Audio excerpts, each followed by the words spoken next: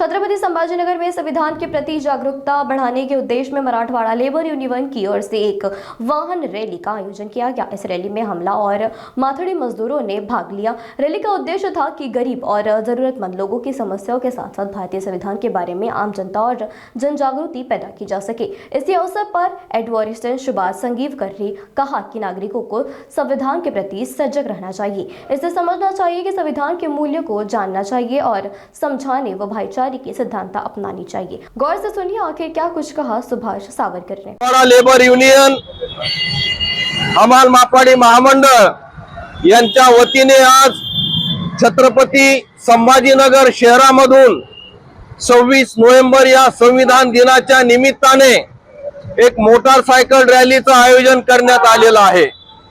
ही motorcycle rally गोरगरिबांच्या विविध प्रश्नांच्या सोबतच भारतीय संविधानाच्या संदर्भामध्ये नागरिकांमध्ये एक जागृती निर्माण व्हावी या उद्देशाने ही मोटारसायकल रॅली आम्ही शहरभर काढत आहोत। सर्वप्रथम आम्ही छत्रपती शिवाजी महाराज यांच्या पूर्णाकृती पुतळ्याला पुष्पहार अर्पण करून या ठिकाणाहून आता निघत आहोत। पुढे महात्मा ज्योतिबा फुले, सावित्रीबाई फुले यांच्या प्रतिमेला पुष्पहार अर्पण करून महात्मा गांधी शहागंज येथील पुतळा, त्याचबरोबर भडकल गेट येथील भारतरत्न डॉक्टर बाबासाहेब आंबेडकर यांचा पुतळा, विद्यापीठ गेट वरील भारतरत्न डॉक्टर बाबासाहेब आंबेडकर यांचा पुतळा, मिल कॉर्नर वरील छत्रपती शाहू महाराज यांचा पुतळा आणि कलेक्टर ऑफिस समोरील अण्णाभाऊ साठे यांचा पुतळा, सिडको मधील वसंतराव नाईक साहेबांचा पुतळा, या सगळ्या पुतळ्यांना पुष्पहार अर्पण करत संपूर्ण शहरभर संविधान जागृती करण्यासाठी ही मोटारसायकल रॅली आम्ही काढत आहोत।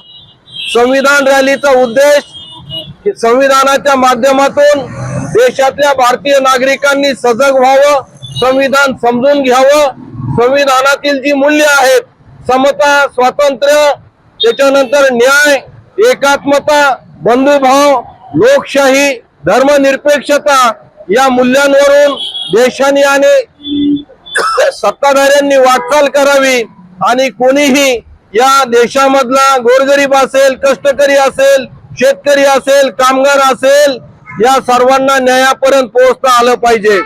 नुकतेच भारत सरकारने ज्या कामगारांच्या 4 संहिता बनवलेल्या आहेत, जे 4 कायदे बनवलेले आहेत, त्या कायद्यांची अंमलबजावणी देशामध्ये आणि राज्यामध्ये सुरू केलेली आहे। ते कायदे कसे कामगार विरोधी आहेत यासाठी सुद्धा आम्ही कृती कार्यक्रम आणि तो जनजागरणाचा कार्यक्रम आजच्या 26 नोव्हेंबर दिनी करत आहोत। धन्यवाद।